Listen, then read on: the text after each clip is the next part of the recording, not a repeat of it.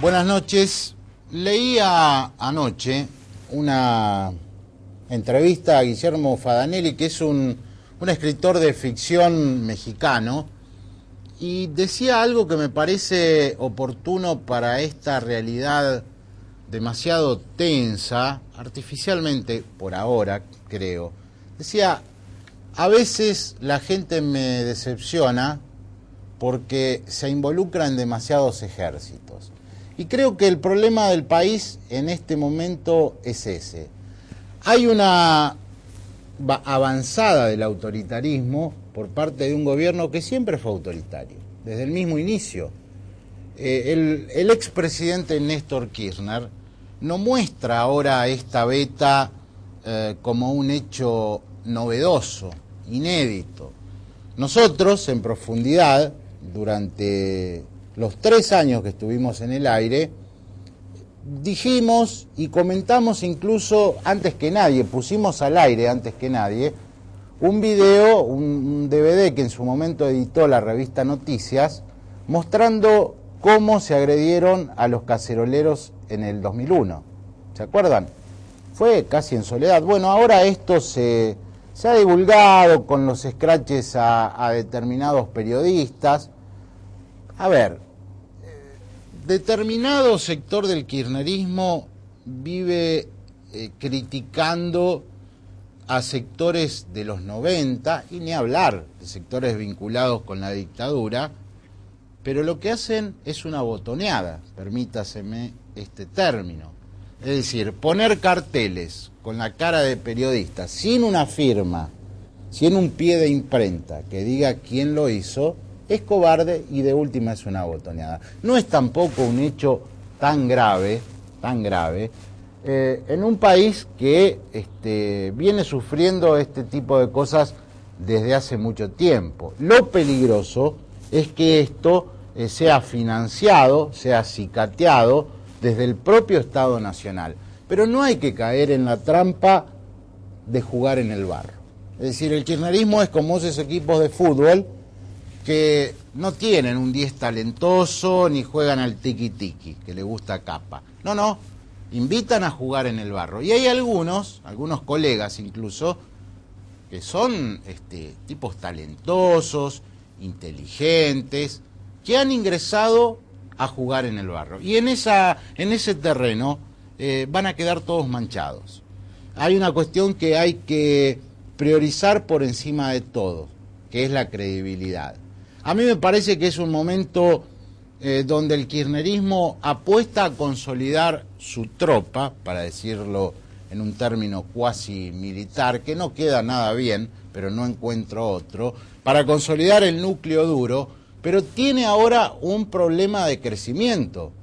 Esto le sirvió para subir un poquito en las encuestas, para lograr el consenso de algunos sectores más radicalizados, que no provienen precisamente del peronismo, pero ahora debe reconciliarse con esa sociedad a la que perdió desde aquel conflicto con el campo, y no la va a lograr atraer con escraches, con discursos violentos, con un jefe de gabinete peleándose con las vedetongas, tildando de garca, una expresión de una vulgaridad asombrosa, por parte de un funcionario de ese rango, a Pino Solanas. Es decir, me parece que esto formó parte de una etapa para consolidar algún voto de los sectores, insisto, un poco más radicalizados, pero ahora con este discurso y con este mensaje no va a lograr apropiarse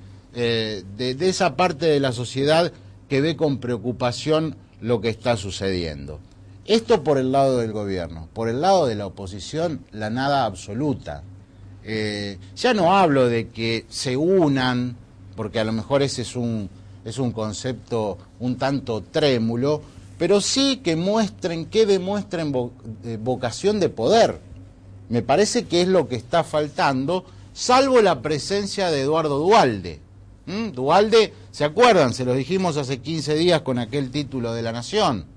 Esto es, de alguna manera, una operación política con algo de verdad y algo de mentira, o mucho de mentira, para darle esa oportunidad a Duhalde, para que se mida, y francamente no mide mucho.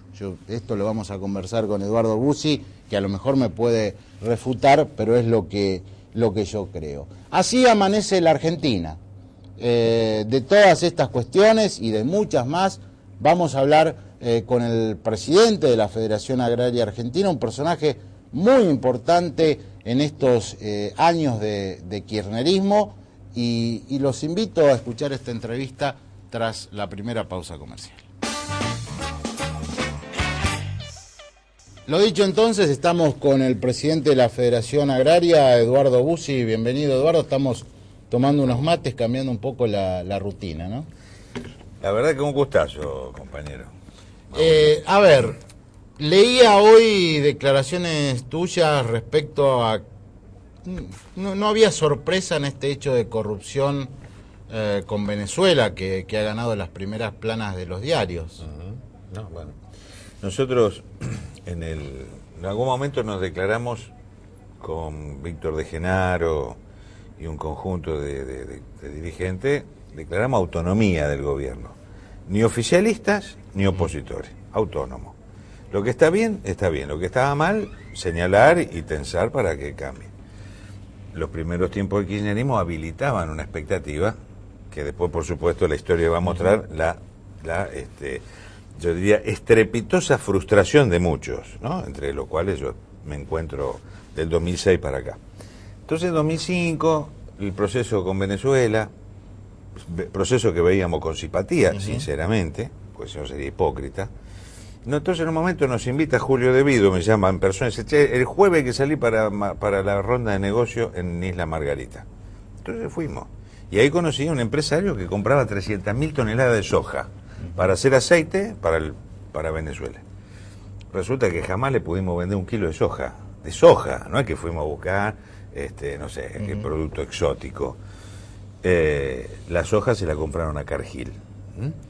Después de eso, viajaban con nosotros gente de la maquinaria agrícola, y había unos embajadores permanentes, plenipotenciarios en Venezuela, que era el presidente del INTA, en ese momento Carlos Chepi, y el otro era Javier de Urquiza, que cuando llegó a ser secretario de Agricultura continuó la misma lógica que tenía desde antes, que es estar permanentemente en Venezuela. ¿Dónde están Chepi y de Urquiza? En Venezuela. La verdad es que en el ambiente siempre se dijo, estos son como el celular, si no le pone el 15 no funciona, ¿no? Y sinceramente nosotros nunca pudimos acceder a vender poroto de Salta, ya viven comiendo frijoles, arroz, alimento, nada de lo que teníamos era viable porque en la Cancillería había un esfuerzo, trataban de darnos una mano para que los pequeños productores, no Cargill, sea el proveedor de Venezuela, en lugar de daban una mano, pero resulta que lo que no tenía el visto bueno de infraestructura no podía concretarse, y entonces ese rumor estaba, ojalá tuviéramos pruebas. Resulta que hoy empezamos, yo ya sí empecé a recibir llamadas de gente que está vinculada al poroto, de gente que dice, che, mira, nosotros tenemos elementos donde nos pidieron coimas. Otro amigo me dice, mira, acordate de una trading que maneja un tal Joclender, que estaba acá, claro, acá dice que estaba, digamos, en el fideicomiso de intercambio comercial entre Argentina y Venezuela, ¿no? ¿Por qué decir a los periodistas que exploren eso? Y la verdad que me parece que vale la pena explorar, porque eso está vinculado, Joclender, a la Bonafini, a la EVE de Bonafini, ¿no? Sergio Joclender. Claro. Entonces dice, en el intercambio comercial con Venezuela, ahí hay una punta que el periodismo tendría que explorar. En realidad tendría que explorar no solo el periodismo, ¿no? Pero me parece que ahí tenemos en definitiva un armado que está fuertemente sospechado de corrupción. Nosotros nunca pudimos vender nada. Es más, después te cuento dos anécdotas cortas. Dijimos a Julio De Vido, mira, nosotros teníamos un módulo de biodiesel para pequeños productores, zona de Chaco, Formosa, muchos problemas de abastecimiento de combustible. Dijimos, te podemos proveer esto, vean la forma de financiarlo, no queremos que nos regalen nada. Nunca se pudo hacer nada. Después dijimos, hay que montar mercado de productores a consumidores para facilitar, digamos, los alimentos básicos, la hierba, el azúcar, la harina, a los consumidores, ¿no? Mandaron a hablar con Guillermo Moreno, y Guillermo Moreno dice, ¿para qué queremos esto nosotros? Vos tenés que ser proveedor de Carrefour, dice, vos tenés que ser proveedor de los hipermercados, ustedes provean, dice, olvídense del comercio. Por lo tanto, nos condenaba a ser rehenes de los hipermercados. Por lo tanto, sea por aquellos de Venezuela, sea por alternativas, variantes, la Federación Agraria lo que encontró es un mecanismo o viciado de corrupción, que no pudimos desentrañar, o que nunca pretendió desmontar los procesos de concentración y dejar los procesos de concentración tal como estaban con los mismos ganadores. Pruebas al canto que al hipermercadismo nadie lo toca, hay 29.900 productos que no se controlan, y por otro lado hay obra pública, amigos, capitalismo de amigos, y la prueba, una de las pruebas, tenemos el ingreso de la ciudad de Rosario, que es el faraónico casino que se ha montado ahí, cuyo origen nunca va a quedar del todo claro, ¿no? Pregunto, estas denuncias que me decís de productores que llaman, un mate, ¿la van a llevar a la justicia? Nosotros estamos a disposición. Si la justicia considera que se cayó el micrófono. Sí. Si la justicia considera que hay que estar, que hay que ir, nosotros decimos, mire, estas mismas cosas que escuchamos, yo creo que Luis Juez fue un poco más allá y mencionó a Pauni, yo también había escuchado hablar. Al padre de Pechito López. Sí, que son fábrica de tractores. Acá hubo toda una ofensiva de colaboracionismo con el proceso venezolano, nosotros no lo veíamos mal, decíamos, mira, ¿quién lleva tecnología? Tractores, maquinaria, vaca de tambo. La vaca de tambo, la mitad se murieron por el clima. Los tractores que llevaban después no lo podían hacer funcionar. Negocios tras negocio. Esto es lo que se terminó haciendo. Ahora que ha pasado ya bastante tiempo del conflicto con el campo y de que la Federación Agraria, como bien lo decías al principio de la entrevista, tuvo cierta simpatía con el kirchnerismo, sí. ¿Cómo evalúas lo que pasó? Es decir, a mí me da la idea de un suicidio político, es decir, pelearse con la base de sustentación electoral.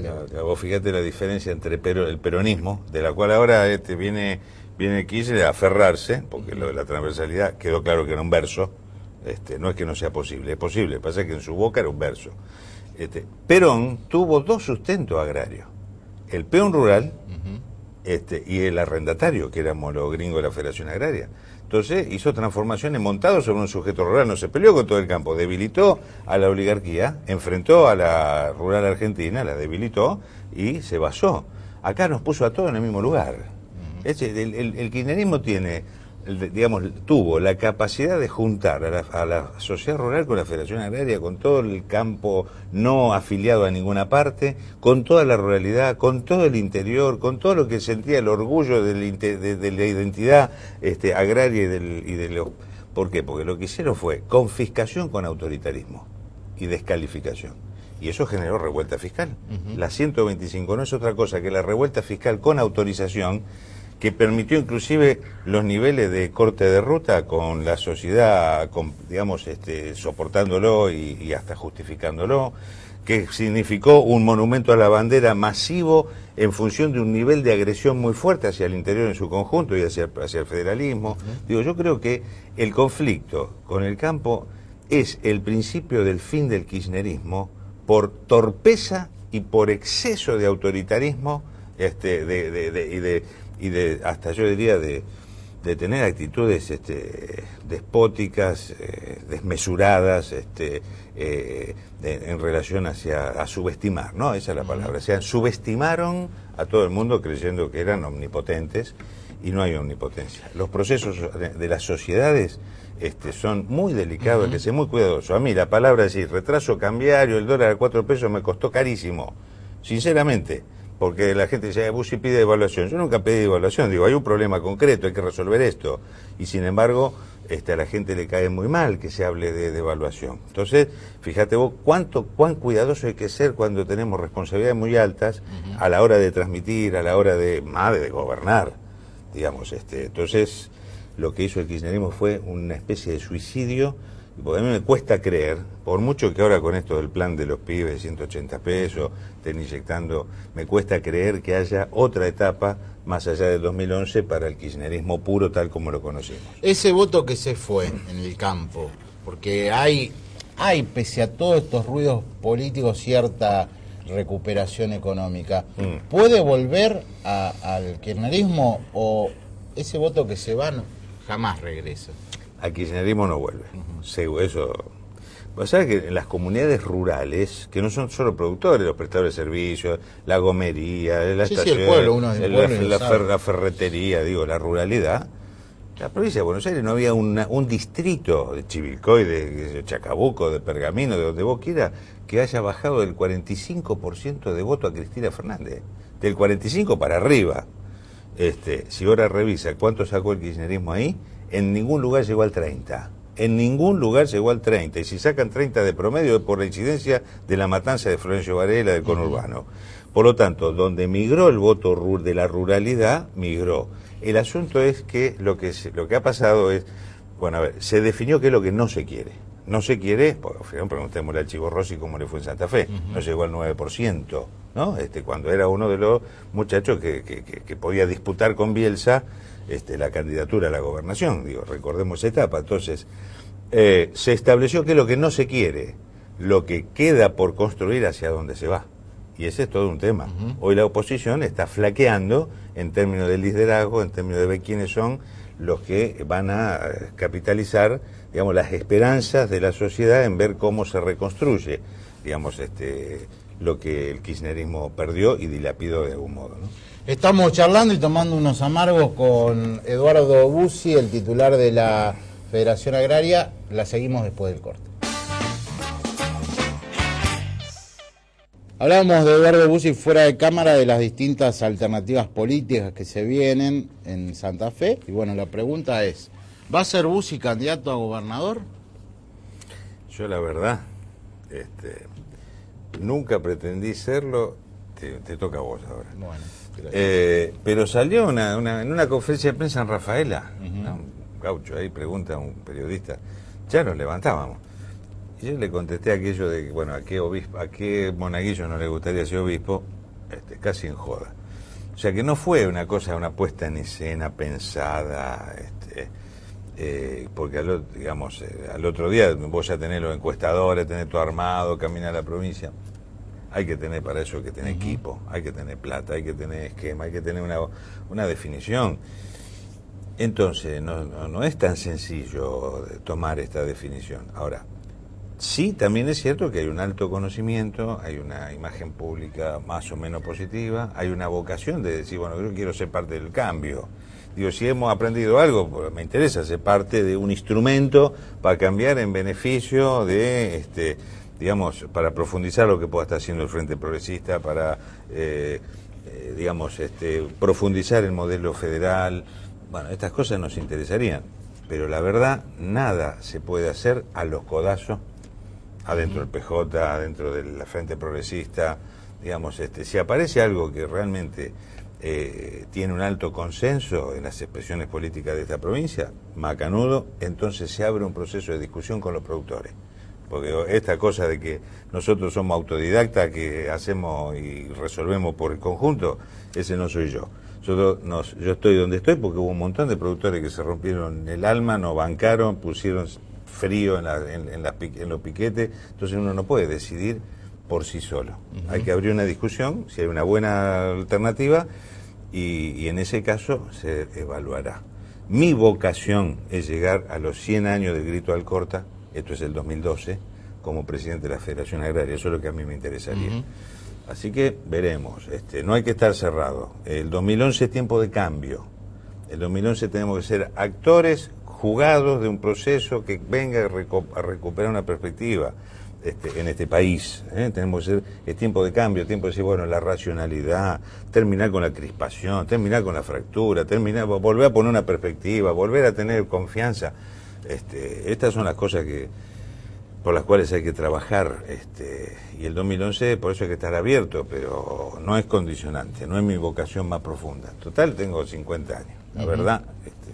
Y en este marco se dijo que habías hablado con Reutemann, ¿esto es verdad? Con Reutemann hablamos por teléfono, hablamos a menudo, cada 15, 20 días, de la misma manera que podemos hablar con Giustiniani o con Wiener.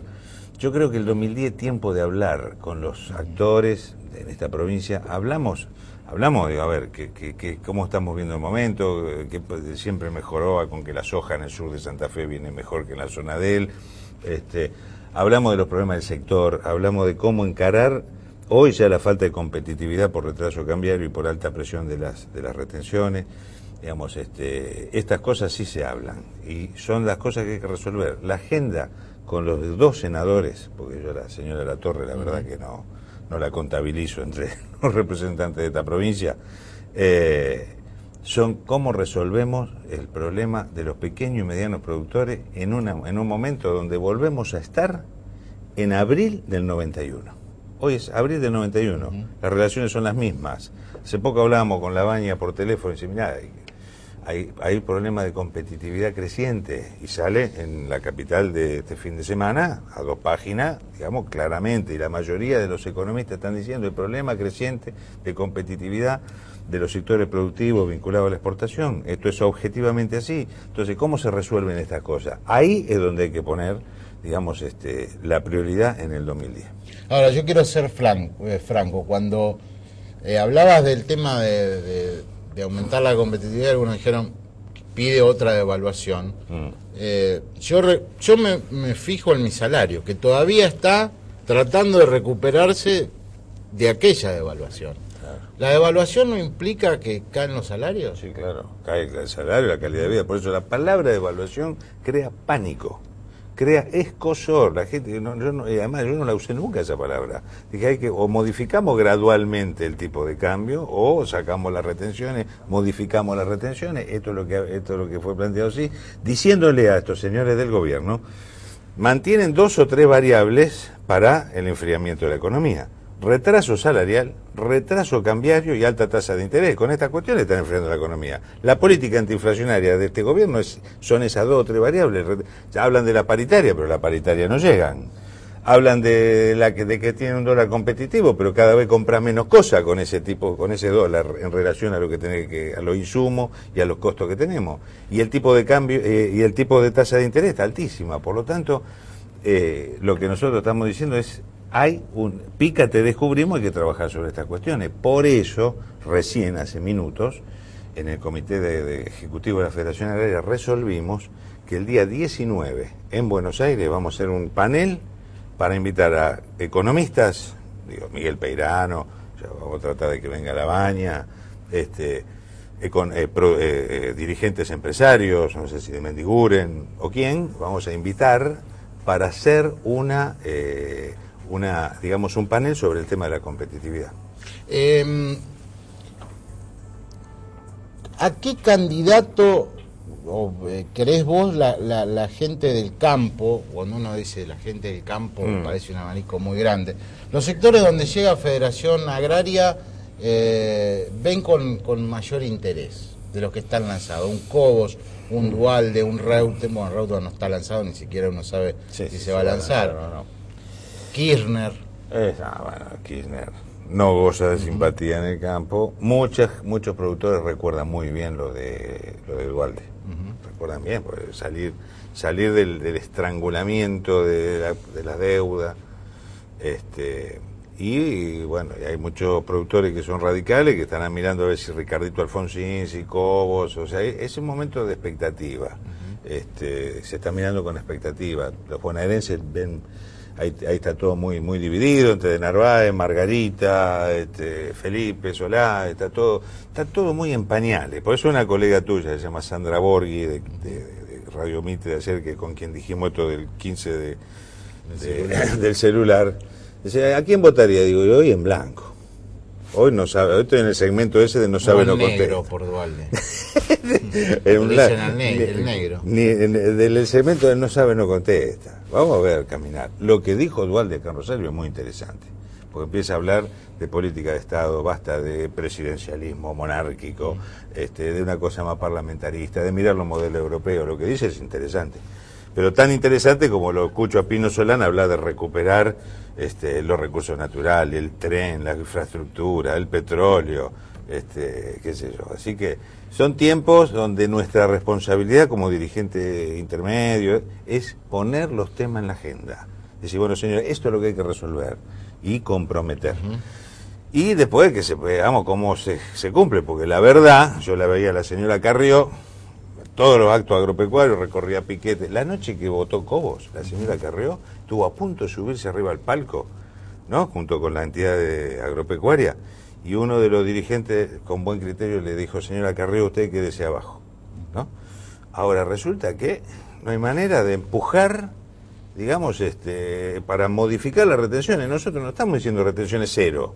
Estamos diciendo, mire, volvamos al 2007, que se podía respirar, que eran razonables, y a los productores más chicos saquémosle, a eso sí, porque si no viene a llevarse la segunda camada de productores que no se llevó el menemismo.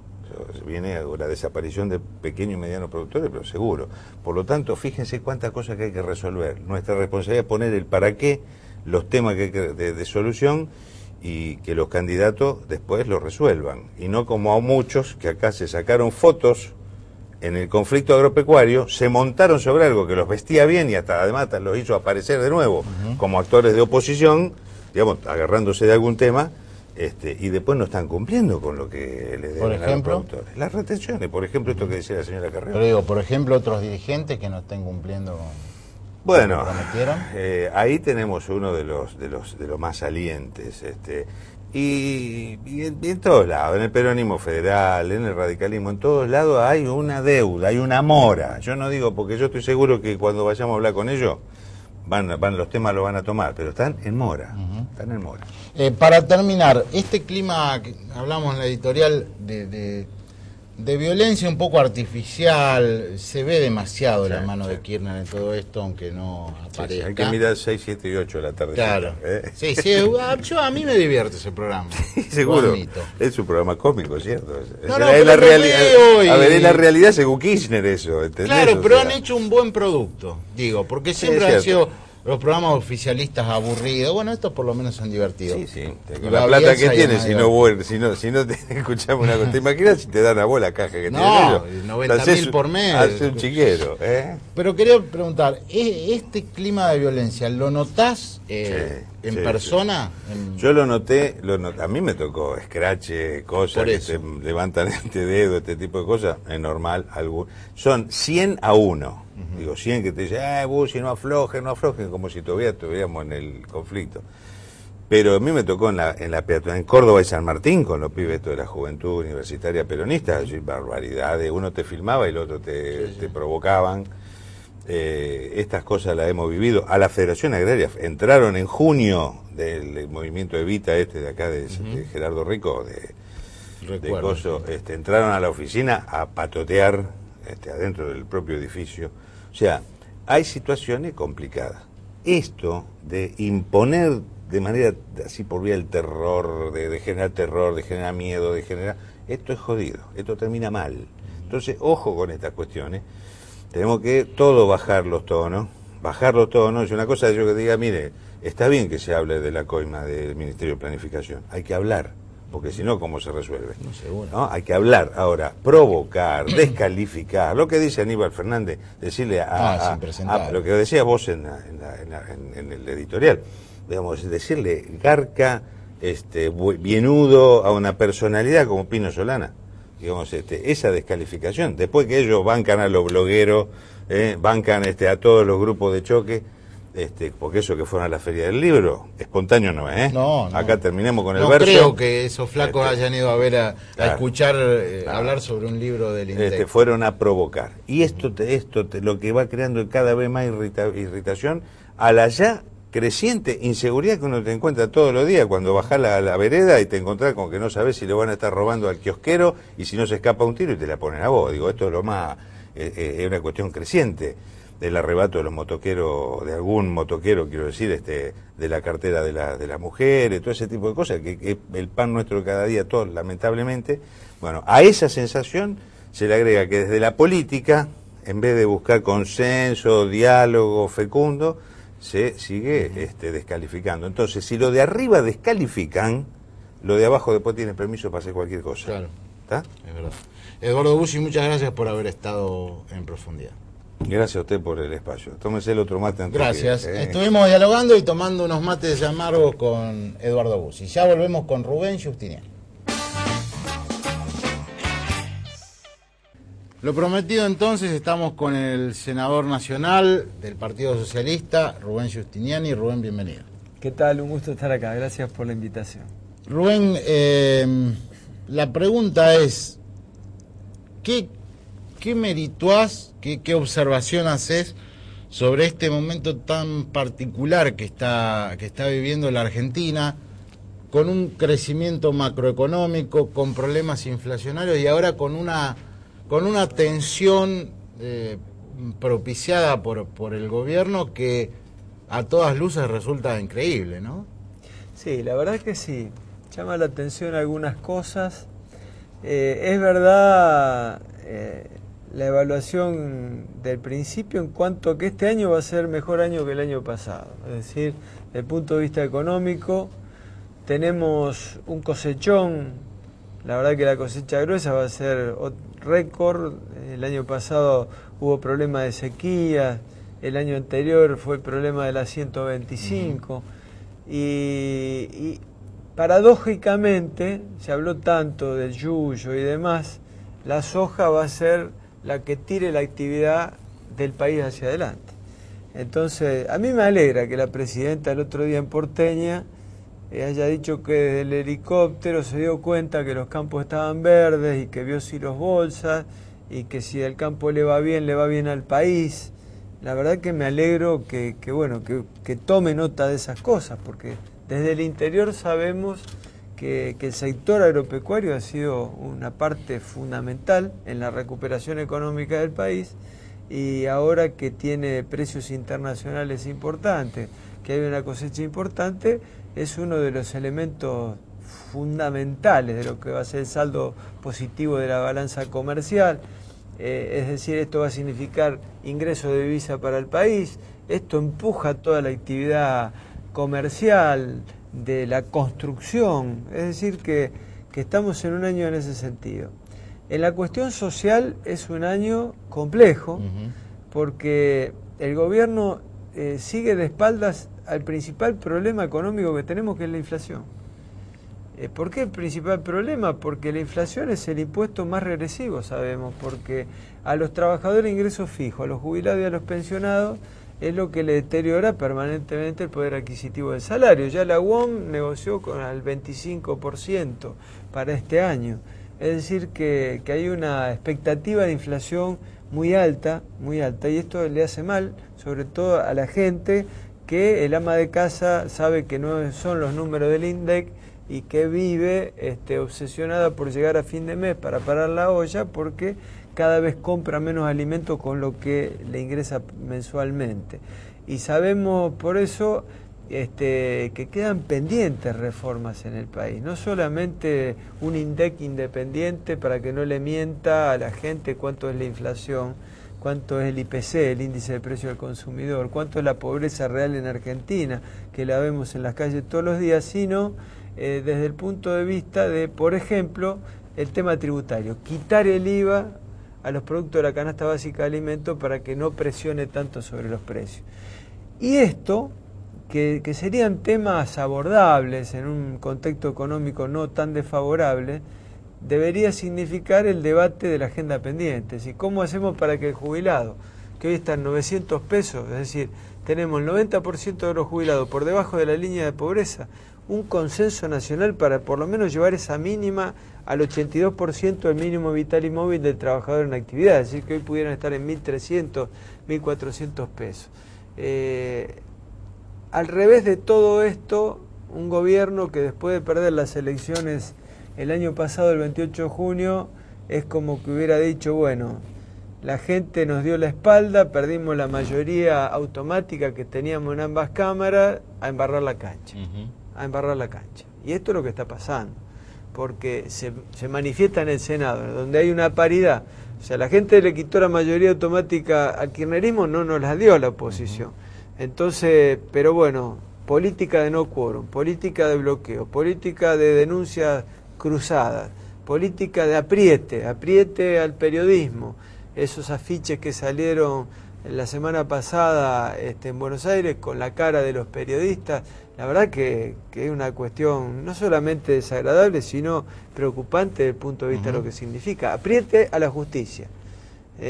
Apriete, van a tener que rendir exámenes, se tienen que jubilar los que ya tienen muchos años en la Corte Suprema de Justicia de la Nación, y apriete a la oposición. O sea, una política que no condice con los tiempos de la democracia.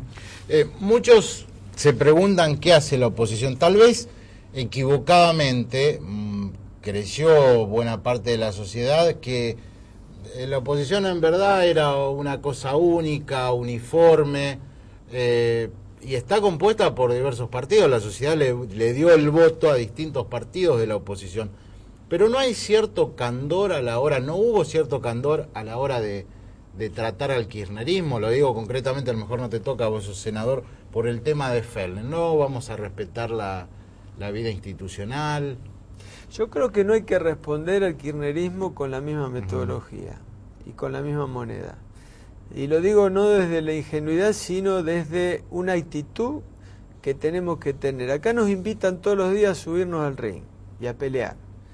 Y hay que tener mucho cuidado. Fellner le correspondía ser el presidente de la Cámara de Diputados a la primera minoría, que es el Frente de la Victoria. Y está bien que él siga siendo Fellner. Lo mismo que en el Senado, tuvimos un debate importante, porque el peronismo federal en el Senado planteaba quedémonos con la presidencia provisional, que hoy tiene Pampuro. Nosotros dijimos, la primera minoría es el Frente de la Victoria, le corresponde a ellos. Además que es la segunda línea sucesoria.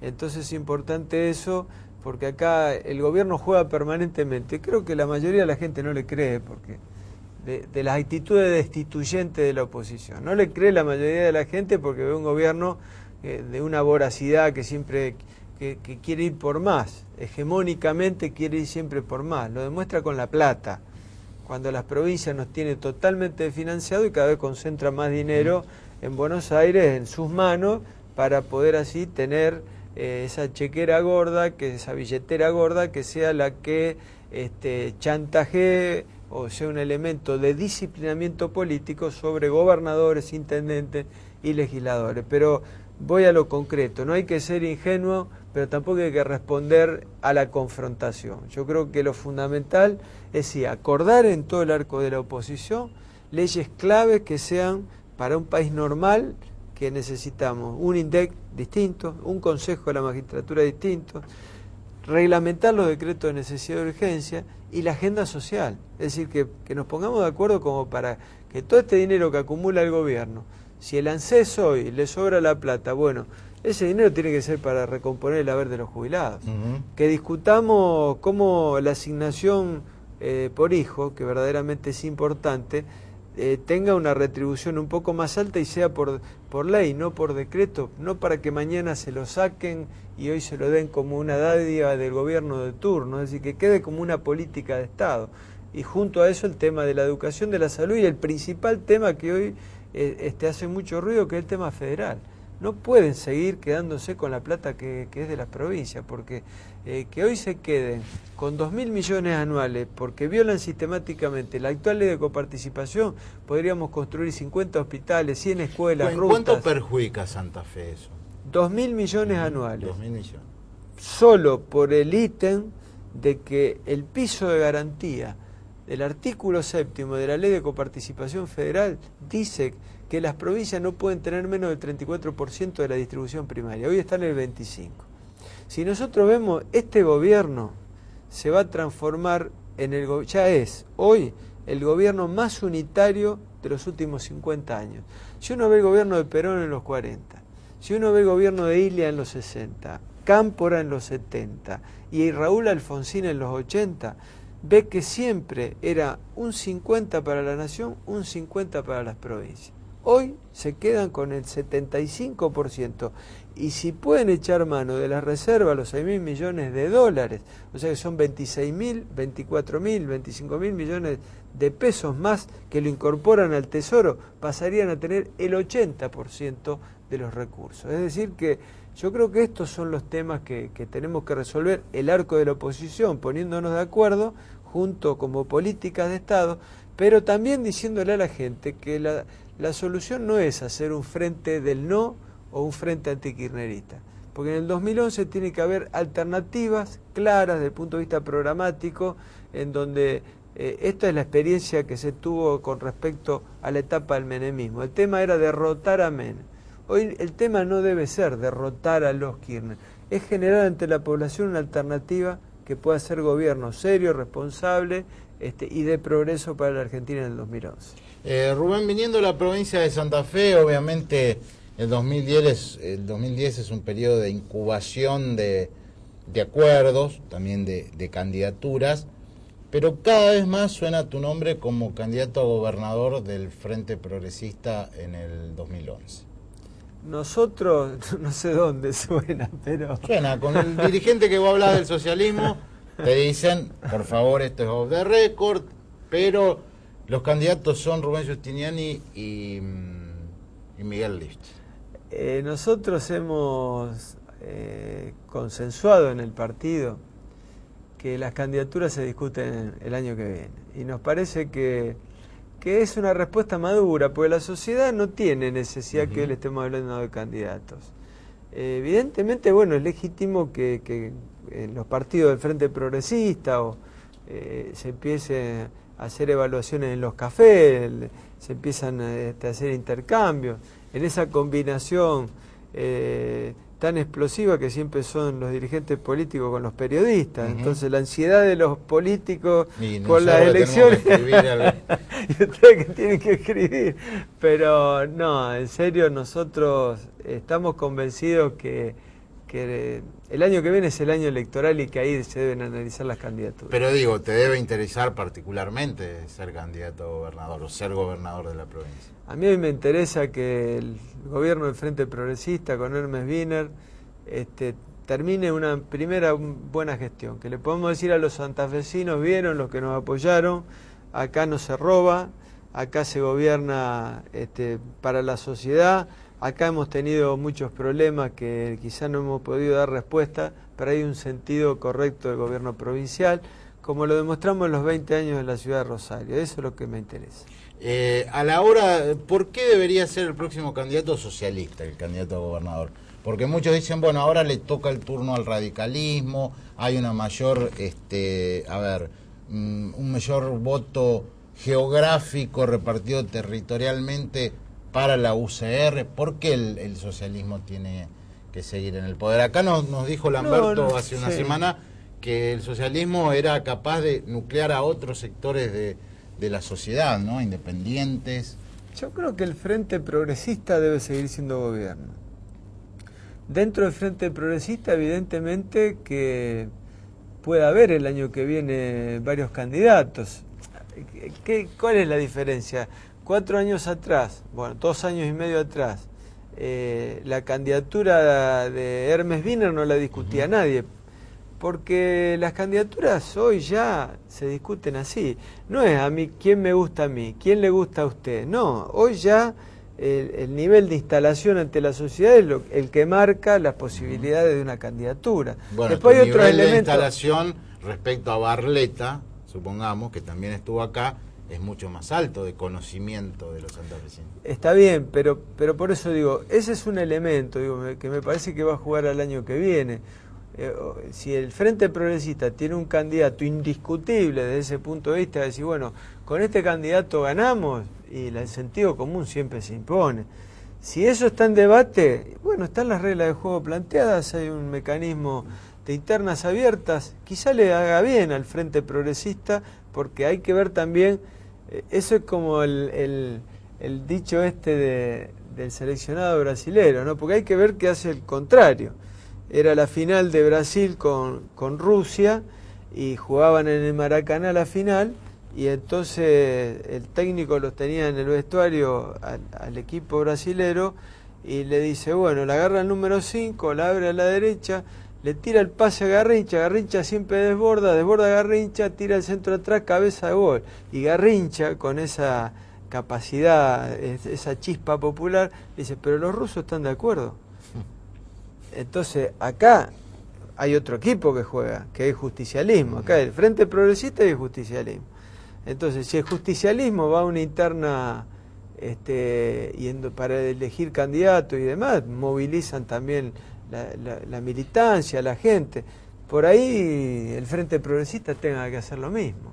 Y tampoco sería malo, en donde es un mecanismo donde ya es la sociedad la que participa en la elección de nuestro candidato. Así que me parece todavía falta mucho y bueno, los dirigentes que quieren ser también tienen un tiempo de instalación hasta el año que viene, o sea, tienen esa ventaja a su favor, y me parece que adelantar los tiempos de los candidatos no es bueno. Nosotros queremos una fórmula que represente al Frente Progresista, que signifique una continuidad y una profundización de lo que nos hemos comprometido con la sociedad, con este Frente Progresista que hoy gobierna Santa Fe con Hermes Wiener. Rubén, muchas gracias por haber estado en el programa. No, gracias por la invitación.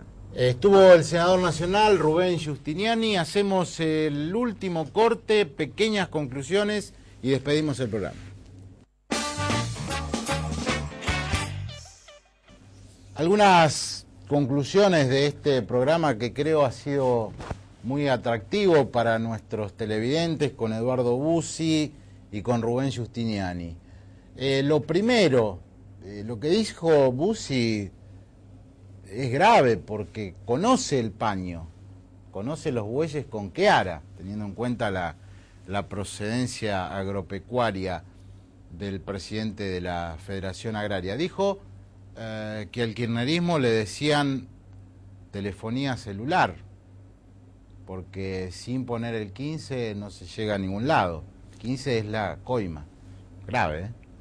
Y esto viene a cuento de lo que sucedió con las denuncias del ex embajador en Venezuela, que dijo, testimonió ante la justicia, que empresarios agropecuarios le pidieron una coima para hacer negocios. Y dijo Bussi que había recibido varias denuncias de productores, y que además el que estaba metido en negocios espurios era Sergio Joclender, el asesino de su padre, que ahora está muy vinculado a Eve de Bonafini. Este es un tema. La otra cuestión tiene que ver con la política santafesina. Es la primera vez que escucho a un dirigente socialista importante como Rubén Giustiniani, que dice, sería bueno poder ir a internas, no dijo con el radicalismo, pero seguramente de esa manera lo pensaba, para movilizar a la población política y lograr de esa manera confrontar con el justicialismo ya en internas, si es que el peronismo precisamente tiene a kirchneristas y reutemistas compitiendo. Pero le digo, el candidato a gobernador por parte del socialismo o es Giustiniani o es Miguel Lifchitz. A Wiener le gustaría que fuera Antonio Bonfatti, pero me parece que es menos conocido. Por el lado del radicalismo está Barletta, y por el lado del peronismo tenemos a Obey, tenemos a Ricardo Spinozzi, tenemos a Juan Carlos Mercier. Y estuvo repiqueteando toda la semana lo que dijo aquí hace 7 días el diputado Agustín Rossi. Si los peronistas disidentes no van a nivel nacional por afuera de la estructura del PJ a internas contra Néstor, en Santa Fe nosotros nos vamos por afuera. ¿Qué pasa si el kirchnerismo va por afuera en la provincia de Santa Fe? Le regala el triunfo al Frente Progresista. Se terminó el programa, no hay más tiempo. Volvemos en 7 días. Muchas gracias. No ves, por vos yo sigo estando acá. Me ves a la misma misma hora y por el mismo canal.